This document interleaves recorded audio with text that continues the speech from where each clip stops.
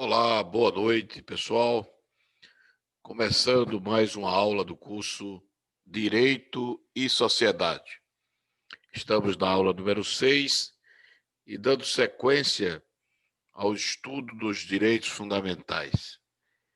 Nesta aula de hoje, dia 20 de novembro de 2020, eu abro fazendo uma homenagem a todos que lutam contra o racismo. Hoje, Dia Nacional da Consciência Negra, um dia em que também se presta uma homenagem a Zumbi dos Palmares, herói da causa negra, responsável pela primeira tentativa da criação de um país livre, de uma nação livre no Brasil, à época ainda colônia de Portugal, mas o seu significado maior é a luta pela igualdade e pela libertação do negro escravo naquela época. E hoje continuamos a mesma luta. O mundo inteiro ainda vive um racismo intolerante em todos os lugares, alguns mais, outros menos. E isso é muito preocupante. A violência que nasce dessa atitude racista tem levado a muitas pessoas à morte e também tem levado muitas pessoas a uma falta de respeito a um dos direitos mais fundamentais, que é o direito à igualdade. Então, neste dia, quero registrar que é necessário que se dê igualdade a todos, e a igualdade se faz pelas condições, principalmente de educação para todos, negros e brancos, principalmente os pobres, esses que vivem num processo de invisibilidade no país e que, infelizmente, as pessoas, quando acontece como o que aconteceu ontem em Porto Alegre, quando um negro foi morto por seguranças no Carrefour de Porto Alegre, muitas autoridades que deveriam se manifestar contra o racismo simplesmente diz que foi incompetência dos seguranças, mas não tem coragem de dizer que foi um ato racista, porque se fosse um branco, com certeza não teriam feito o sufocamento e levado um cidadão à morte, simplesmente porque era preto. Com essas palavras, nós vamos começar a nossa aula de hoje, embora o tema da nossa aula seja exatamente os direitos fundamentais de quinta geração ou dimensão, que na feliz expressão do saudoso professor Paulo Bonavides é a paz. E vamos estudar a paz hoje. Vamos falar da paz juridicamente num dia onde muitas vezes o que nós temos é violência contra determinada raça ou determinada pessoa em razão da sua cor. Nós vamos compartilhar, então, o nosso material da aula de hoje, né? E aqui, só um instantinho.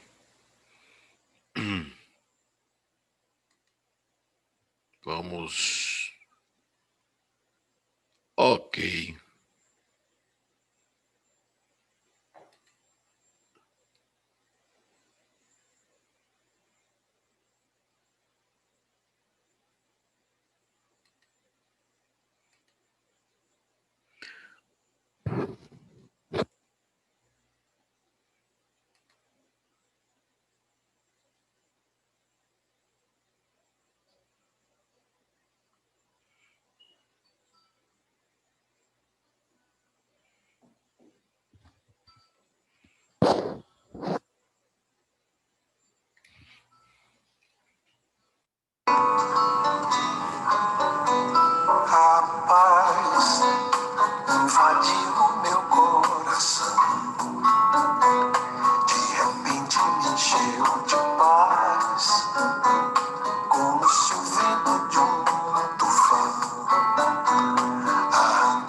meus pés do chão,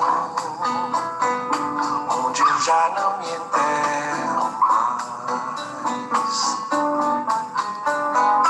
A paz fez o mar da revolução invadir meu destino. A paz, como aquela grande explosão, uma bomba sobre o Japão, fez nascer o Japão da paz. Eu pensei em mim, eu pensei em ti, eu chorei por nós. Que contradição, só a guerra faz nosso amor em paz. Eu vim parar na beira do cais, onde a estrada chegou ao fim, onde o fim da tarde é lilás, onde o mar arrebenta em mim, o lamento de tantos ais.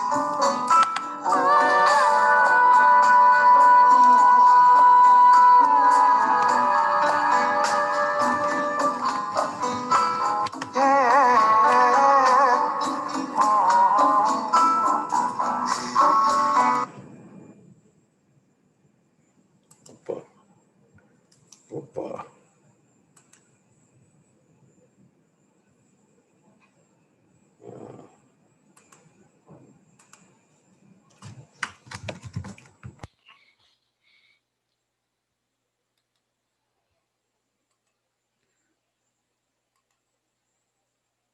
Compartilhando agora.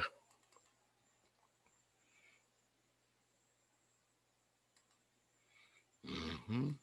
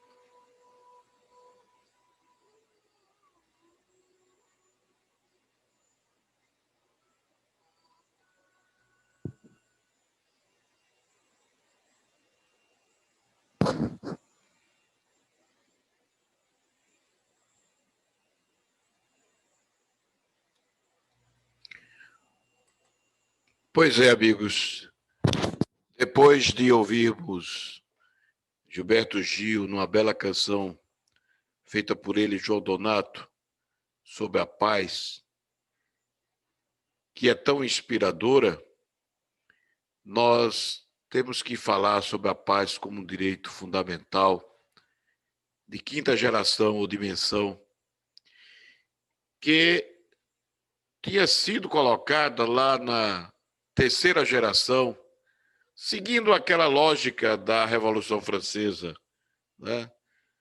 Liberdade, igualdade, fraternidade, e a fraternidade seria coroada pela paz. Mas ao longo da caminhada histórica dos direitos fundamentais, e Norberto Bobbio, muito sabiamente, no seu trabalho, A Era dos Direitos, a gente percebe que não é essa constatação dessa evolução dos direitos fundamentais, não sai exatamente como se fosse uma lógica mecanicista. Não. A lógica dos direitos fundamentais é uma lógica, a sua construção, ela é dialética, ela é histórica, ela é construída com os acontecimentos e os fatos da vida que vai acontecendo. Não como se fosse uma equação matemática. Por isso que, se nós olharmos o mundo hoje, os próprios direitos de primeira geração, muitas vezes, não estão garantidos a todos, não é? Então, os direitos de liberdade estão ainda, em alguns lugares do mundo, sendo violados de maneira brutal, mas estão sendo violados. Embora a maior parte do mundo ainda tenha, possa-se dizer que tem a liberdade garantida, ainda existem vários lugares onde a liberdade é um privilégio de poucos. Da mesma forma, eu diria que a igualdade que estaria no plano da segunda geração dos direitos, seria também ainda devedora para muitas pessoas no mundo dessa igualdade. E não precisamos olhar o mundo lá fora, o mundo fora do Brasil, o mundo fora da América Latina. O mundo é aqui mesmo, na nossa América Latina, aqui no Brasil, nós temos claramente que a igualdade ela ainda não está garantida. Cada vez mais percebemos de maneira muito clara que há uma desigualdade no plano econômico. Aumenta cada vez mais o número de pessoas que estão abaixo da linha da pobreza, aumenta o número de pessoas que saem das classes C para a classe D e E. E com esta pandemia agora, a expectativa é que aumente significativamente essa desigualdade que já é grande. A desigualdade no Brasil, por exemplo, ela é tanto no plano regional, então nós temos o norte e o nordeste totalmente desiguais em relação ao sudeste e o sul e o centro-oeste. Nós temos, portanto, como consequência dessas desigualdades regionais, uma desigualdade no plano individual muito grave, não é? E isso afeta exatamente um direito que era para estar satisfeito lá teoricamente, nos direitos chamados de segunda geração. E essa desigualdade, afeta principalmente, né, os pobres, e a maioria dos pobres, por coincidência ou não coincidência, são negros e pardos.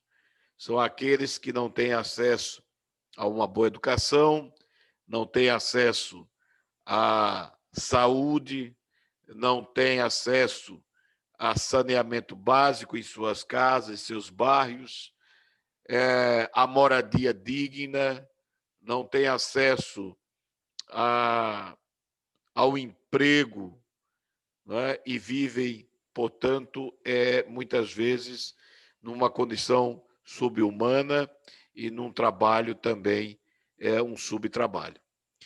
E essas condições se agravam mais ainda nesses momentos como o da pandemia, e certamente teremos uma situação muito difícil nos próximos anos, porque à medida em que se aumenta o distanciamento e a desigualdade entre as classes sociais, por exemplo, nós criamos um fosso e uma dificuldade para atingirmos exatamente a prestação do direito da igualdade.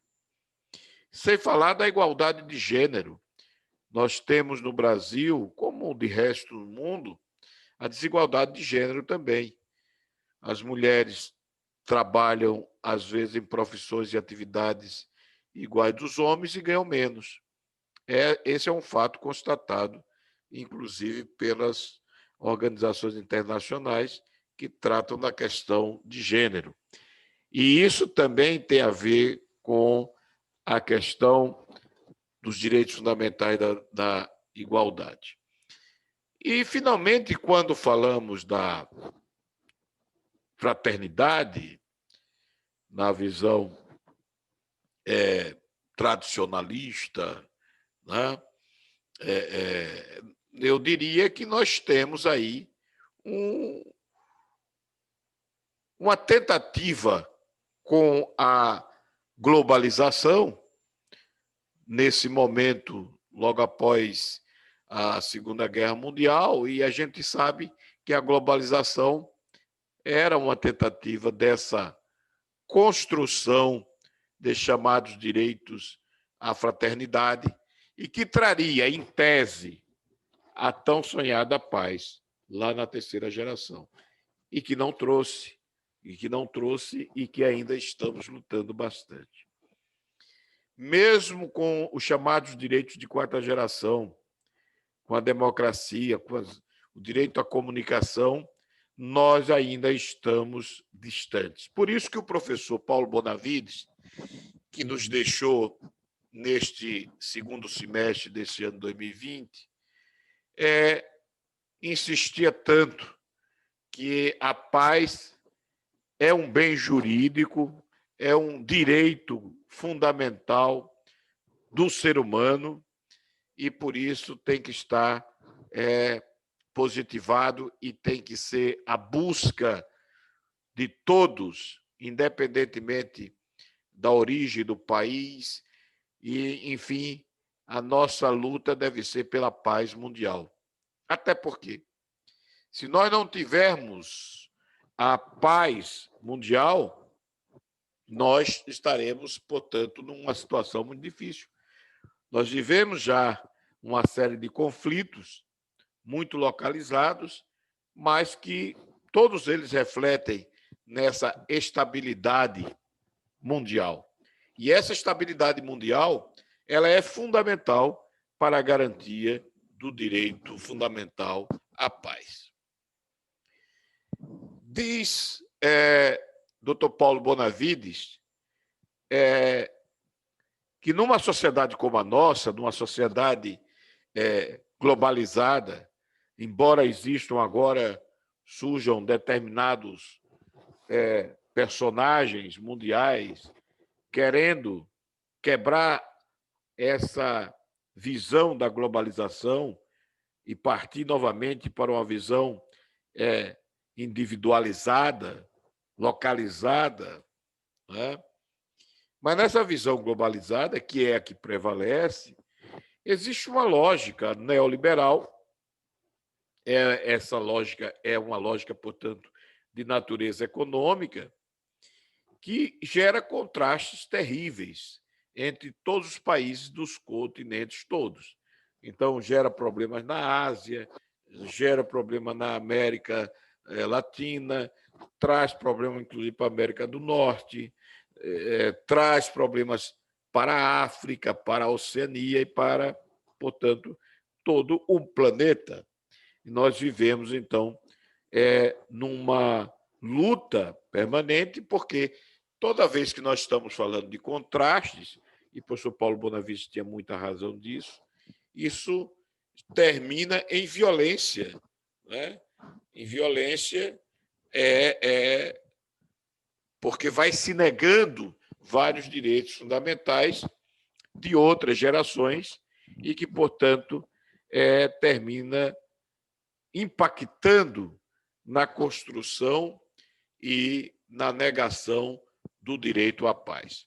E são palavras do professor Paulo Bonavides, que aqui eu faço questão de retratar, dizendo que quem negar o direito à paz cometerá um crime contra o ser humano. E, na verdade, esse tipo de crime, que nós já vimos várias vezes no mundo, desde a origem histórica da nossa civilização, permanece. Parece que nós não aprendemos nada. Não é? E aqui, fazendo apenas uma referência, não é? O cristianismo trouxe essa visão, essa primeira visão de paz foi trazida como mensagem no Ocidente pelo cristianismo. No Oriente, essa noção de paz, essa ideia de paz, também foi trazida ao longo do tempo, não é? Como pelo budismo, que prega a paz também, não é? Pelo hinduísmo. Então, todas essas religiões, e até mesmo a religião muçulmana, também prega a paz. Então, quando a gente vê guerra entre cristãos e muçulmanos, guerra contra grupos étnicos de origem budista ou hindu, etc., nós percebemos que há um problema muito sério nesse contraste, não é? Porque todas essas religiões e as grandes religiões do mundo, todas elas tratam do tema da paz como fundamental para a alma, mas também para a própria ideia de civilização e de civilidade. Aproveitando que hoje, dia 20 de novembro, é o Dia Nacional da Consciência Negra, uma data que seria a morte de Zumbi dos Palmares, e por isso, como herói dos negros que fugiam das senzalas e eram acolhidos por ele em Palmares, o governo brasileiro criou o Dia Nacional exatamente para essa luta, né, contra o racismo. Porque racismo e paz são palavras de ordem que estariam de opostas. O racista não deseja a paz. E toda conduta racista, ela é movida pelo ódio. Por isso que a luta contra o racismo, que faz parte dessa consciência negra no Brasil, a luta contra o racismo também uma luta pela paz. Não é?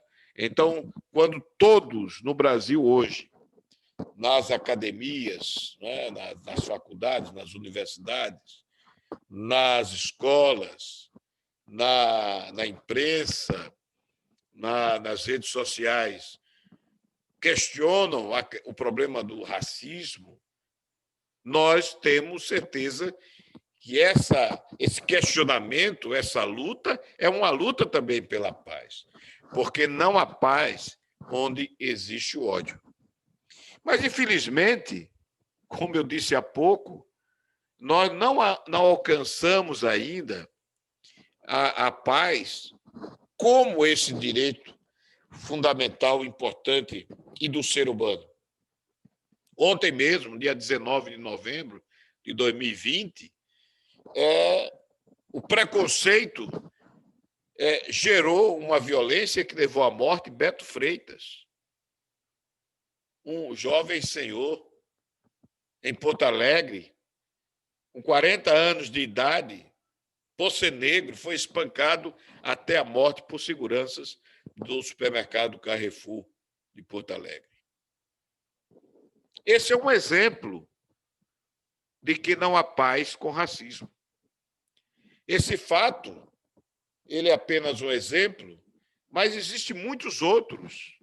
Nós vimos recentemente nos Estados Unidos a comoção da morte de George Floyd. Nós vimos também a morte de uma paramédica negra assassinada quando policiais brancos invadiram a sua casa de madrugada, equivocadamente, e metralharam a casa e mataram uma negra. E esses acontecimentos lá nos Estados Unidos desenvolveu todo um movimento de discussão sobre a questão do racismo estrutural, que também existe no Brasil e existe em outros países do mundo. Tanto é que o movimento Vidas Negras Importam não está somente centralizado na questão racial, muito séria, por sinal, nos Estados Unidos, mas também se espalhou pelo mundo, porque não só as vidas negras, todas as vidas são importantes. E as vidas negras são importantes porque elas são mais vítimas da violência, geralmente estrutural, do racismo estrutural. Nós sabemos que é comum, na abordagem de um negro e de um branco, o tratamento pelo sistema de segurança é diferente. Geralmente, o negro já é tratado como se fosse um bandido marginal. O branco ainda tem o benefício da dúvida. Ele pode ser o filho de alguém importante, não é? Mas quando é um negro, nem se pensa, nem se procura saber. Mas pode ser um advogado, pode ser um juiz, pode ser um promotor, pode ser um empresário, pode ser um professor, mas a cor da pele, infelizmente, ainda gera esse tipo de comportamento que matou Beto Freitas ontem em Porto Alegre. E esse grito pela paz, que o saudoso professor Paulo Bonavides já dizia há muito tempo ele já vem falando sobre isso, precisa ecoar na sociedade, ecoar nas estruturas de Estado, nos poderes, nas instituições, nas escolas, nas corporações. É preciso que a gente comece a compreender que o mundo somente alcançará pleno desenvolvimento com a cultura da paz, e não a cultura da violência, a cultura da morte e a cultura do ódio. E, para isso, nós temos que estar atentos que devemos, portanto, realizar plenamente alguns direitos básicos que já estão na lista de direitos fundamentais há muito tempo. É fundamental que todos nós tenhamos essa consciência.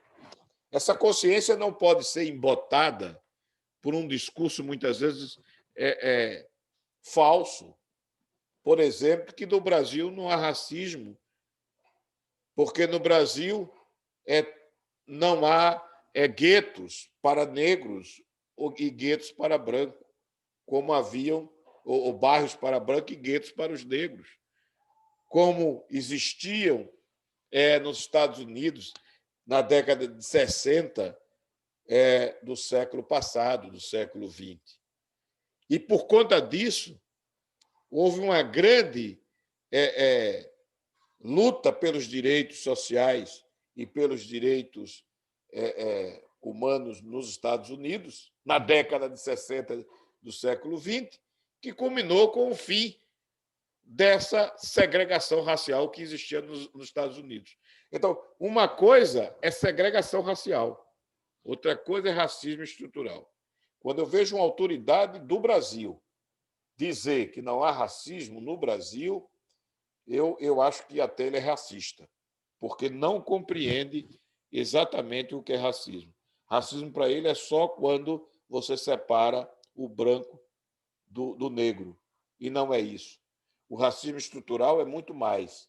O racismo estrutural é quando impede que o negro alcance as mesmas condições dos brancos, ainda que tenha a mesma capacidade.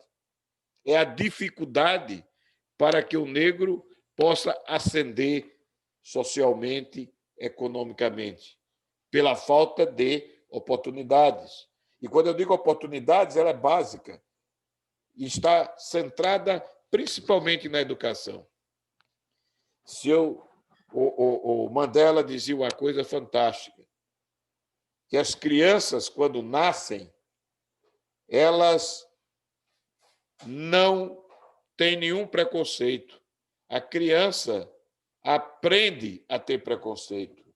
A criança, quando nasce, ela ama o branco e o preto, sem nenhuma discriminação, mas são ensinadas nas famílias e até nas escolas a achar que o negro é diferente do branco e, por isso, eles não devem amar o preto e, sim, o branco. Então, diz Mandela, numa frase belíssima, que se o ódio contra o negro pode ser aprendido, então podemos ensinar também o amor e podemos ensinar a viver em paz, podemos ensinar o respeito a todas as pessoas, porque este é o caminho para a concretização do direito fundamental à paz, porque é um direito que se refere à natureza humana, ao fato de ser humano. O cristianismo diz isso muito claramente. Cristo, ao dizer que todos são iguais, que todos são irmãos, ele não faz nenhuma distinção.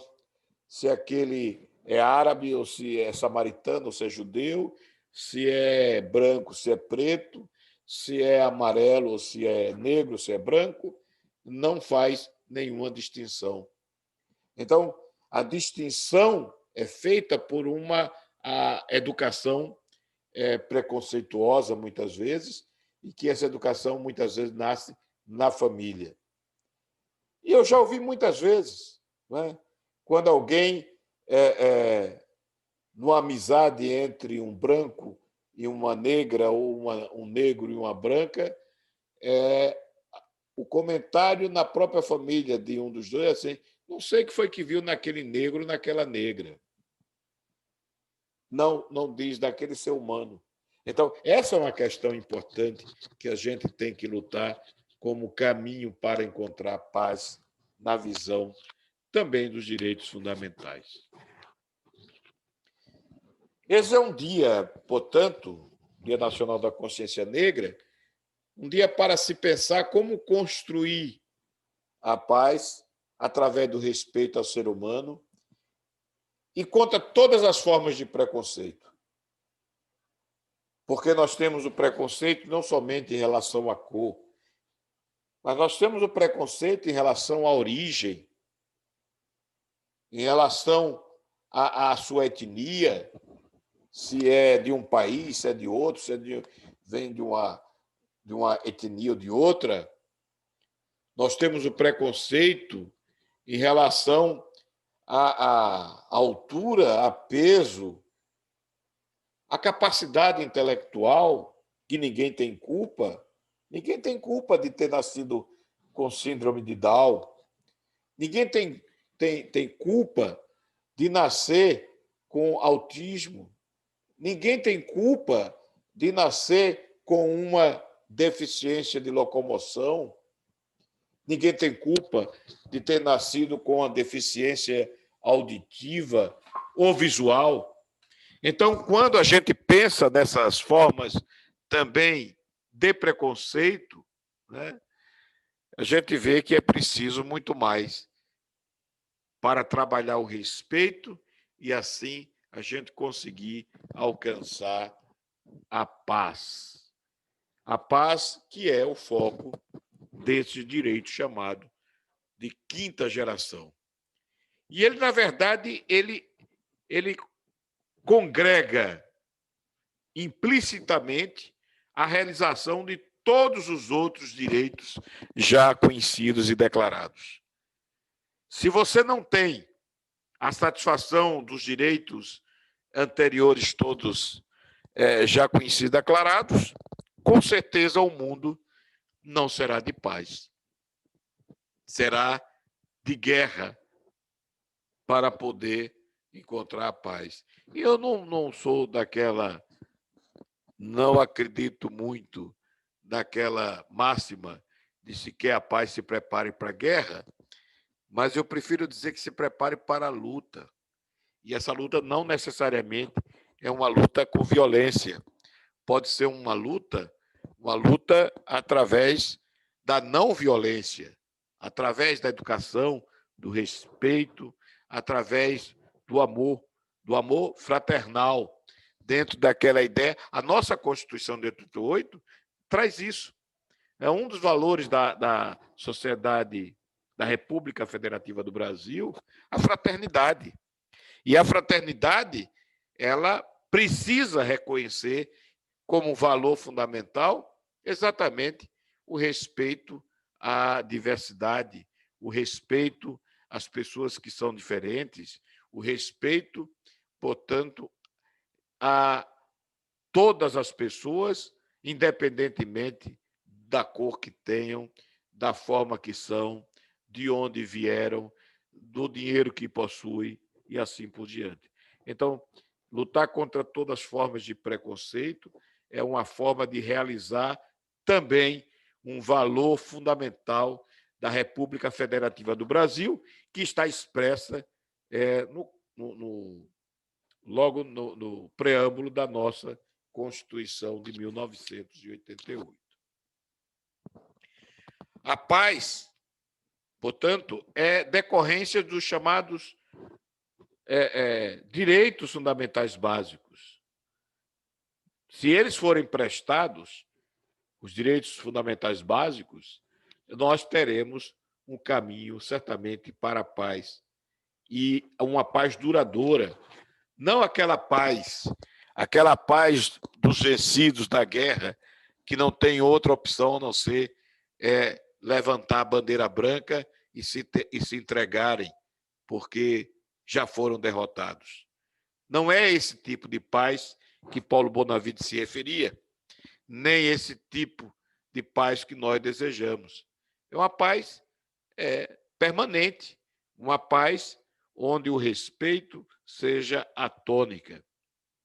Mas é difícil, repito, encontrar a paz ou ter a paz como um direito fundamental enquanto houver fome, que ainda existe, enquanto houver desigualdade, enquanto houver violência, enquanto muitas pessoas, ao invés de difundirem a cultura da paz, difundem a cultura do ódio, e usando, inclusive, as estruturas de Estado para divulgar a cultura do ódio, quando deveria ser o contrário, divulgar a cultura da fraternidade, a cultura da paz, porque enquanto estas mazelas da sociedade como um todo, inclusive da sociedade brasileira, não forem enfrentadas de cara, frente a frente, nós não vamos concretizar o direito à paz, embora ele seja legítimo, embora ele esteja claramente reconhecido mundialmente, internacionalmente. Tanto é que as próprias organizações internacionais, os organismos internacionais, um dos seus focos é a paz.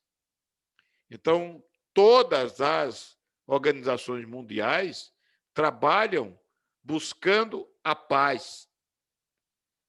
Quando nós estamos vivendo um momento de pandemia, um momento onde mais de 1 milhão de pessoas perderam a vida, onde 60 milhões de pessoas foram infectadas, onde há uma luta para que se desenvolva uma vacina, e ainda existem pessoas que, ao invés de estarem juntas fraternalmente, trabalhando pela construção, aproveitar esse momento de pandemia para nos unirmos e construirmos a paz mundial, ainda preferem cultivar o ódio e aumentar distâncias. Esse é um momento que, ao invés de se criar barreiras e de se criar dificuldades nas comunicações, é a hora de se construir pontes, é a hora de se construir diálogos, é a hora de se construir uma postura de respeito ao outro, uma postura de alteridade, para que a gente possa, mesmo sendo diferentes, mesmo tendo culturas diferentes, mesmo tendo pensamentos até políticos diferentes, ideológicos, né? Religiosos, não importa. Nós devemos pensar que o mundo não sobreviverá muito tempo se nós não encontrarmos um caminho para a paz, um caminho que esse caminho nos levará a um outro tema que hoje é discutido muito no campo do direito constitucional, que é o direito à felicidade. Então, o direito à felicidade, que já seria um direito fundamental de sexta geração ou de sexta dimensão, ele seria possível se encontrarmos a paz, porque na paz há felicidade. Na ausência de paz, não há como ser feliz. E a felicidade é algo muito sério e desejado por todos, por todas as pessoas. Porque a felicidade, ela é, talvez, utopicamente, o maior sonho do ponto de vista de direito fundamental do ser humano. Então, dentro dessa visão, nós temos claramente, meus amigos, que Paulo Bonavides nos deixa uma perspectiva, um desejo de que todos nós, que gostamos do direito constitucional, que gostamos do direito, possamos continuar discutindo do ponto de vista jurídico, do ponto de vista sociológico, do ponto de vista histórico, sobre a necessidade da cultura da paz. E se a gente perceber, nós estamos vivendo numa verdadeira encruzilhada, onde poderemos avançar muito em direção à paz como direito fundamental. Mas também podemos regredir. Se os homens, principalmente aqueles que detêm poder, forem capazes de compreender esse momento e entender a importância de uma cultura de paz.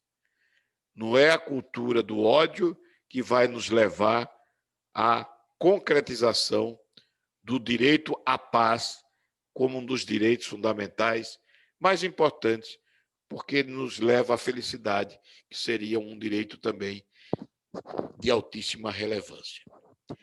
Então, nesse Dia Nacional da Consciência Negra, eu, como negro, como magistrado, como professor, quero deixar aqui o meu incentivo para que todas as pessoas de boa vontade possam construir nos seus espaços, na escola, na sua casa, no seu bairro, na sua cidade, no seu clube, construir pontes para a paz, pontes para o respeito às diferenças, pontes que possam acabar o preconceito de todas as formas. Com essas palavras, eu vou encerrando a minha aula de hoje, né, e convidá-los para a próxima aula, na próxima sexta-feira, quando eu falarei sobre o direito à felicidade como um direito de sexta geração ou sexta dimensão. Bom final de semana e sejam felizes. Fiquem em paz.